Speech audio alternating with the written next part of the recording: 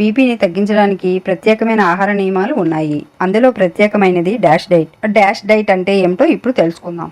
Dash diet అంటే ఎక్కువగా ఉన్న బీపీను నిరోధించడానికి రూపొందించబడిన ఆరోగ్యకరమైన ఆహార ప్రణాళిక. ఈ డాష్ డైట్ లో potassium, calcium, magnesium, fibre, protein సమృద్ధిగా ఉన్న ఆహారాలు ఉంటాయి. లో ఇన్ సాచురేటెడ్ ఫ్యాట్స్ ఉంటాయి. ఉప్పు తక్కువగా ఉంటుంది. రోజుకు 1500 మిల్లీగ్రాముల సాల్ట్ ను తీసుకోవాల్సి ఉంటుంది. ఒకేసారి సాల్ట్ ను తగ్గించడం మంచిది కాదు, ఎందుకంటే అది హైపోనేట్రీమియాకు దారితీస్తుంది. అందుకని తక్కువగా సాల్ట్ ను తగ్గించండి.